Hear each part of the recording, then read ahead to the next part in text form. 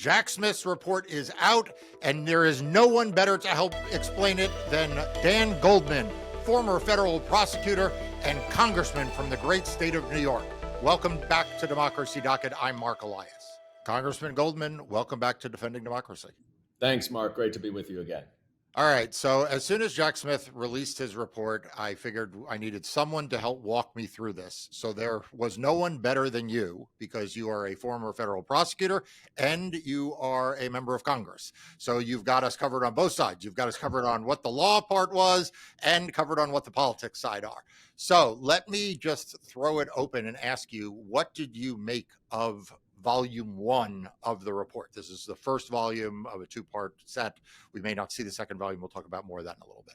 Yeah, look, I mean, there was little that was new in terms of the evidence, the facts, in part because the special counsel had laid out in a very, very long memo after the Supreme Court opinion what the evidence was, and which they felt they needed to do, understandably, to show that all of the evidence would relate to unofficial acts, which are now the only conduct that's permitted under the Supreme Court opinion.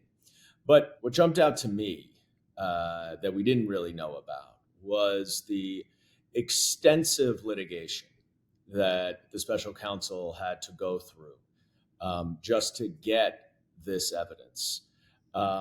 The role of the Trump attorneys and how the interplay of his criminal defense attorneys, as well as sort of the Rudy Giuliani type of personal private attorneys. And then, of course, the fact that ultimately Elon Musk and X were found in contempt and had to pay a fine because they refused to cooperate with the investigation. And I think it would be very interesting to know if Elon Musk and X, while he has owned it, has ever not cooperated in the same way in a different case, which, I think the American public would very much like to know. But it really just goes, once again, it shows the length to which Donald Trump will try to obstruct justice. And one of the things that I am very concerned about is that when the Mueller report came out, and there was an entire volume on all of the different efforts that Trump used to obstruct that investigation, there was a pretty significant outcry. It was perhaps not as much as I would like, but people reacted and thought that was wrong. He has, to this point, normalized his own persistent obstruction of any investigative body, whether it be Congress or the federal DOJ or state prosecutors, that people accept that as okay and normal. And it is not. It is completely contrary to our system of justice. And he's already been put above the law by the Supreme Court. He's already been put above the law because he's now president and his criminal cases had to be dismissed. But he is not above the law in terms of cooperating with lawful subpoenas and other requests. And in fact, he should be held to a much higher standard as the president of the United States.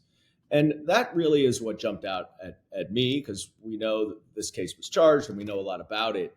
But just the constant and persistent obstruction and attacks, unfounded attacks on the Department of Justice, which is the reason why the credibility and reputation of the Department of Justice has taken a hit. It's not because the Department of Justice has done anything. It's simply because Donald Trump has persistently and consistently attacked the Department of Justice, and people are buying into his bullshit. Yeah.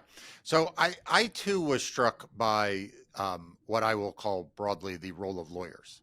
So I want to go back to kind of that, right? You have kind of, as I see it, 3 groups of lawyers that are featured in various in my view, negative lights, appropriately negative lights. The first are the lawyers who are involved in the underlying conduct, right? Rudy Giuliani, the names are familiar. Jeff Clark, there's a lot of lawyers. When you look through the document and you decode co-conspirator this and co-conspirator that, like there are a lot of Republican lawyers and a lot of Trump lawyers around it. The second, as you point out, are his criminal defense lawyers, or the lawyers who were sort of interacting with Jack Smith's office on his behalf. And I want to unpack that a little bit.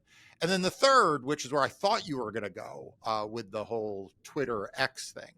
I don't know if Elon Musk was found in contempt. I know Twitter X was, but I think, missing from that is the lawyers.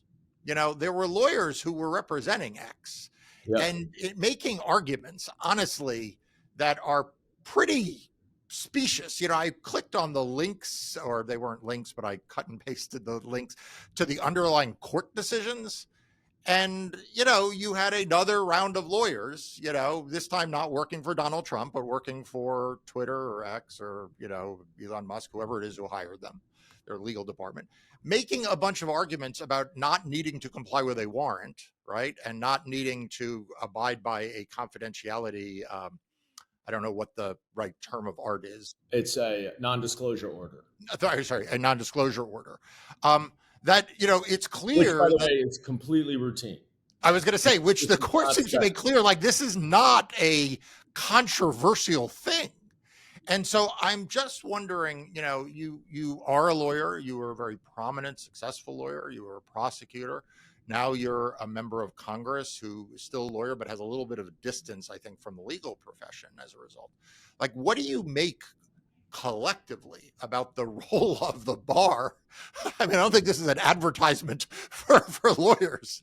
No, it's really disappointing and it's disheartening for the profession. And it also, I think, reflects the degree to which Trump, and now I think Elon Musk is effectively an accomplice in this, has undermined our legal system and our rule of law to the point where the standard for ethics among lawyers has been lowered to such a degree that these lawyers are doing things that 10 years ago you would have never, ever seen lawyers do. Because lawyers are officers of the bar, have an obligation to follow the law, to be forthright and honest.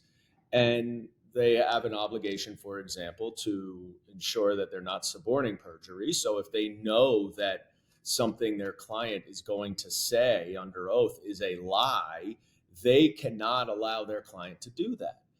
And it's also, I was struck by the letter that Donald Trump's current attorneys, who I worked with in the Southern District of New York, and who are going. So you know them. Yeah, and they're going to become senior officials in the Department of Justice, wrote to Merrick Garland to effectively demand that the Attorney General conceal and keep the report from being publicized. And these claims are just outrageous, and there's no support for anything. And one of the things that I always learned as a lawyer is you don't make representations when you don't have evidence to support that.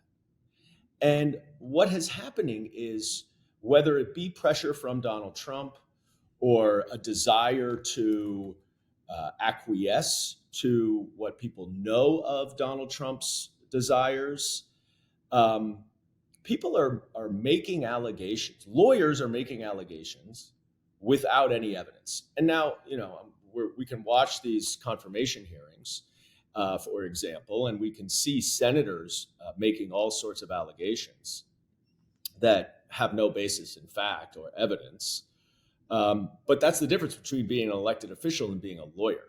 And, We, unfortunately, elected officials don't have an obligation to tell the truth and don't have an obligation to have supporting facts and evidence for any allegations that they make, but lawyers do. And it is really, to me, the corruption in many respects of the legal profession, I shouldn't say the whole legal profession, by a select few within the legal profession, that also has created a litmus test in Trump world. And the fact that, Todd Blanche and Emil Beauvais, who were very well respected prosecutors when they were in the Southern District, can write letters like this and make allegations like this is scary, but it's scarier that it means they will become senior officials in the Department of Justice. And so I worry a lot about the impact on the legal profession that Donald Trump, Elon Musk, others who believe that the law does not apply to them are having. 8 years after Donald Trump first took office, he's back, and I'm worried it's going to be worse than ever before. What will a second Trump presidency look like, and what will it mean for democracy? Join me for an exclusive Democracy Docket members-only briefing on January 22nd to talk about his inauguration, what's happening in the first 100 days, and to answer your questions. To join the event and support Democracy Docket's work, make sure you are a Democracy Docket member. Join now. So I want to ask you about your Republican colleagues. I was reflecting on, after I read this report, on something that I played a supporting role in, a side role in the 1990s. And that had to do with the House's decision at the time to discipline Newt Gingrich, who at the time was the Republican speaker. Okay, so this was quite a dramatic act.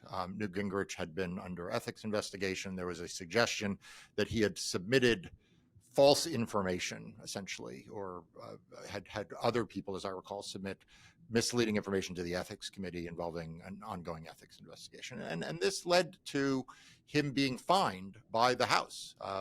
Like the House representative actually imposed a penalty on him.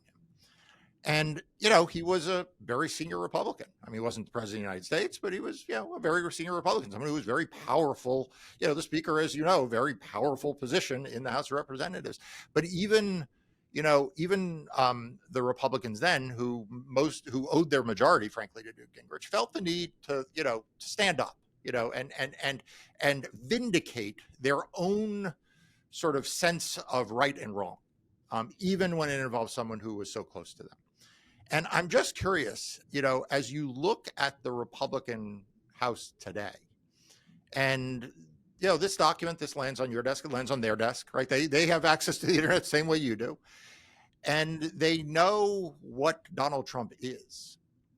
And yet there doesn't seem to be any House Republicans, maybe you'll correct me and point one out, who react to this with the same level of concern that you are. They seem quite willing to turn over control of the House, almost in some senses, to Donald Trump without even being able to, offer the mildest of rebuke. And I'm just curious, what do you make of that? Do you think that they understand the gravity of what they're doing? Do you think they are just afraid? Do you think that they are cowardly? Do you think they see the world differently? What is the reaction? What do we make of their silence by the Republicans on this? Well, it goes back further. It goes back to the 2019-2020 Congress, when I was a staff member and ultimately the impeachment occurred. But the House Republicans were consistently arguing against the validity of congressional subpoenas because they were going after materials. We were subpoenaing the White House and the State Department and all sorts of other of the executive branch and the president. And so they were effectively undermining their own authority. They were undermining their own power. They were undermining their own role in the separation of powers that we have as a co-equal branch. And this has continued now to such a degree that it is fully expected. and that nobody is surprised Mhm. when the Republicans remain silent on that. Or how about the fact that Donald Trump is doing everything possible to keep the special counsel report from being released Right. to not only to the public, but to Congress. Mhm. Now, it wasn't that long ago when the Republicans not only demanded special counsel Hur's report on President Biden's the investigation into President Biden and classified documents, they also demanded the interview that the special counsel did of the Right. president. And even after getting the transcript of that, they demanded the recording of that interview. And ultimately, the Department of Justice said there's no legitimate basis for you to get the recording when you have the transcript, knowing that they just want to use the recording for political purposes, of course. And they held Merrick Garland in contempt of Congress. And yet now that Donald Trump is trying to conceal the whole report, silence. All of a sudden, their demands from the Department of Justice for transparency and good order and separation of powers and congressional oversight evaporate. And it is really, to me, I mean, what I've been focusing a lot on as we're dealing with these confirmation hearings as well, is the complete takeover of the Republican Party, including the House and the Senate, by Donald Trump, to the point where the Senate Republicans and the House Republicans have completely submitted to Donald Trump and his desires. And even though they take an independent oath to the Constitution, not to Donald Trump, they do nothing to reflect that oath, and they do nothing to stand up for the body of Congress. And as you point out, it wasn't that long ago when Congress and members of Congress really cared about the institution. At this point, they don't care about the institution. Some of them are here to burn the institution down. Others just want power, and they'll do whatever they need to do to get power. And part of getting power in the Trump world is to kiss Donald Trump's ass. And so that's what they're doing. Okay, you've mentioned several times, and it's one of the main reasons I wanted to talk to you about the efforts to keep the report under wraps and not have it be released.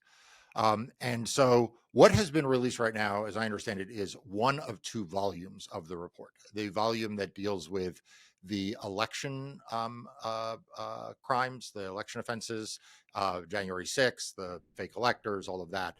But that there is a second volume that deals with the classified documents case, the case that was being heard by Judge Cannon, which I understand there is it was dismissed. There's an appeal that DOJ has taken about whether the special counsel statute is constitutional. It's before the 11th Circuit, but that's going to all get dismissed after this.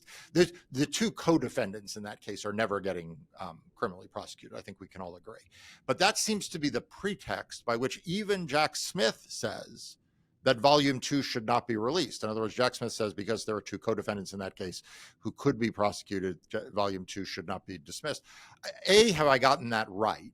Have I just described it accurately? And B, do you agree with me that for the sake of oversight, congressional oversight, for the sake of history, for the sake of public information, we need Merrick Garland to release volume 2 of the report? Mark, this is incredibly frustrating. Volume 2 of the report, just to be very clear, is going to provide a lot more information that we don't know. Why is that? Well, the litigation in the January 6th case, including the memo of outlining all of the evidence, has been so extensive that, as we see from volume 1, there really isn't that much that we didn't know. There was also an entire congressional committee that did this investigation. I mean, this has been exhaustively investigated. And yes, they did get more evidence because they had grand jury power and they got more witnesses to speak than the January 6th committee did. But we've known a lot about that. We know very little about what the back and forth was with the National Archives, the FBI, Donald Trump and his team, others. And one of the things that just has jumped out at me in that case is that in one of the filings, the Department of Justice special counsel said that their evidence includes why Donald Trump retained the information illegally and what he was planning to do with it. Now, this is somebody who's going to become the commander in chief. These are some of our most sensitive, classified national security secrets. It is absolutely imperative that the American public understand what Donald Trump did illegally with classified materials as he is now about to become the commander in chief again. And so, to the extent that there's any argument about a public interest here, Donald Trump escaped accountability for a criminal accountability because he is going to become president and there's a DOJ policy against prosecuting sitting presidents. But he cannot and should not escape accountability to the American public for his conduct.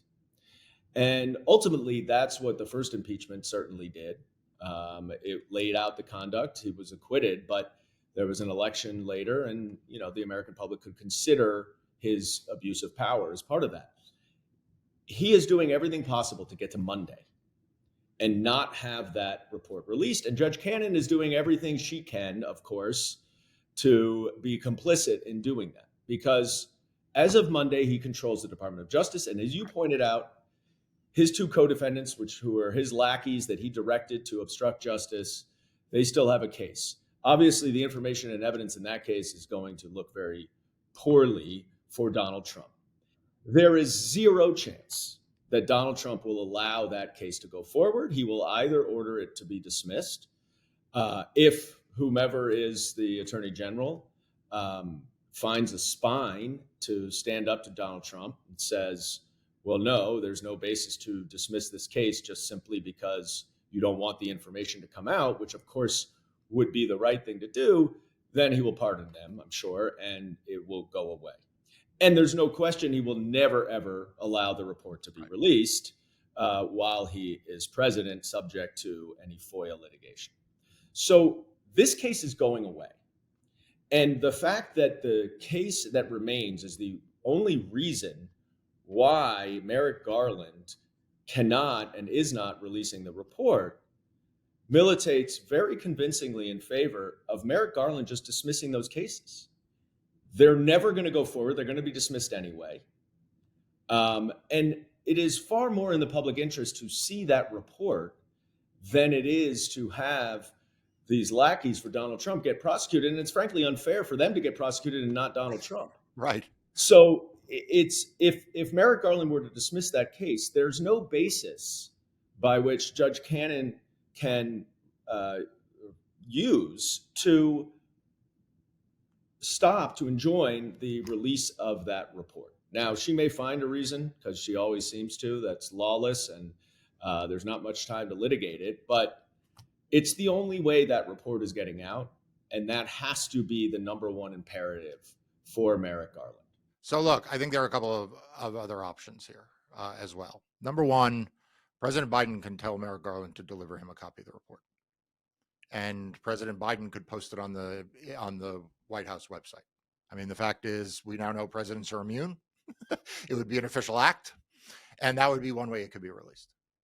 I don't know I don't know the extent to which there is any appetite among Congress under Republican control to seek a copy of said report. But Congress at some point should get a copy of the report. Of course, but they'll never ask for it. Right. And just so your listeners understand, the viewers understand, we cannot compel the Department of Justice. In the minority, we have no control. Right. Democrats cannot. The Democrats, yes. But the Republicans can. The Republicans can. They are the only ones that can. Right. And we cannot do anything without their assistance. Yeah. But let me just point out on the President Biden thing. President Biden is immune, but Merrick Garland would be violating a court order because there's a temporary injunction against him to release the report to anyone outside of the Department of Justice.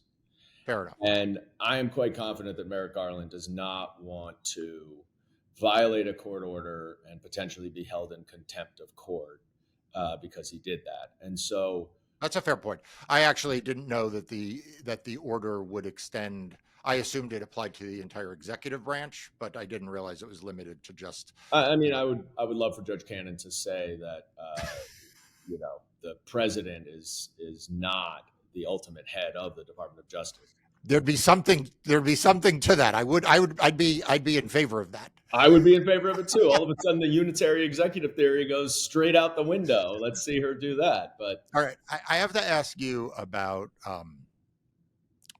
what you are witnessing going on the other side of the Capitol. I have said from the beginning that I don't think there are going to be a single Republican who votes against any of these nominees. Anyone who wants to get confirmed, anyone who gets a vote gets confirmed. Maybe John Thune whispers in the ear of Donald Trump, let Susan Collins go, let her vote no on one or two because she's up for re-election. But fundamentally, what we have seen so far in the hearings and in the statements have indicated that just as there is no Republican spine in the House, there is no Republican spine in the Senate. And I'm just curious, A, if you agree with that overall assessment, but B, what does it mean that not only have House Republicans given up? You talked about what they've given up, right? They've given up oversight and aggressive subpoenas. What does it mean that that Senate Republicans are now doing the same thing? I think you are probably right that any nominee that gets to a vote will be passed. But that does not mean that every nominee will ultimately get confirmed. Fair enough. That's a fair distinction. The opposition would come quietly, and it would come before they'd ever got to a vote, and it would end up, if it were successful, to result in the withdrawal of a nominee, not a rejection of the vote. But I think the Joni Ernst story with Pete Hegseth is really, really instructive. Joni Ernst, who is a veteran and a sexual assault survivor, initially came out with a lot of skepticism about Pete Hegseth as the Secretary of Defense. And there are a lot of reasons to have a lot of skepticism of him. He's clearly unqualified. He's never run any institution of any significance, and the ones that he was, the charities or nonprofits that he ran into the ground. He has no experience in international diplomacy, international relations, nothing having to do with any other countries. This is so far above his pay grade, this job, that he's just simply unqualified. But there are legitimate and seem to be real allegations of sexual assault and sexual harassment. And for Joni Ernst, who's a veteran and has stood up for sexual assault victims, to switch positions on this because of a pressure campaign from MAGA Republicans, where she was basically, browbeaten into flipping her vote. And she's sacrificing all of the values that she has. She is literally giving away the things that she has stood for so long. And so you're going to have now Pete Hegseth as Secretary of Defense. Imagine one of the 250,000 current female service members who gets sexually assaulted. If you are one of those women, are you going to make a complaint when Pete Hegseth is at the top of the department? When in his hearing yesterday, he went through and called every single one of those allegations an anonymous false claim. Well, they're anonymous because he has them under non-disclosure agreements, so they can't come and come forward. But even his mom corroborated his general attitude towards women. in an email. So this is not far-fetched at all. But that's what the victims are going to encounter. And if there has been anybody who has been an ally and a representative of sexual assault victims in the military, it is Joni Ernst. And for her to support Pete Hegseth shows you the acquiescence and the spinelessness that the Senate Republicans now have. And you're right. Mitch McConnell would stand up in some ways. Mitch McConnell will go down, in my view, as the man singly responsible for allowing Donald Trump to return to office, because he could have easily rallied 10 more Republican members to convict him at the second impeachment trial, which would have prevented Trump from ever running for office again. But there was some independent streak in the Senate Republican conference that I think does not exist right now. And so I think the real test is the real tests are going to be Tulsi Gabbard and Kash Patel.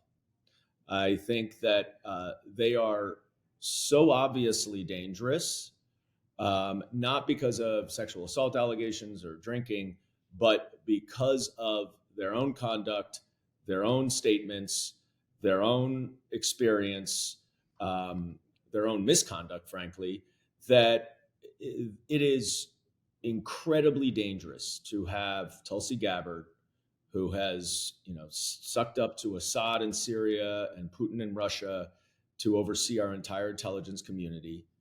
Kash Patel, for many number of reasons, is wholly unqualified, has done things that are, if not illegal, completely unethical as a government employee, and has vowed to essentially politicize the FBI with an enemies list. If those two get through, because Republicans will not stand up, then we know right now there is not a single Republican with a spine that cares about the institution of Congress, that cares about the Constitution.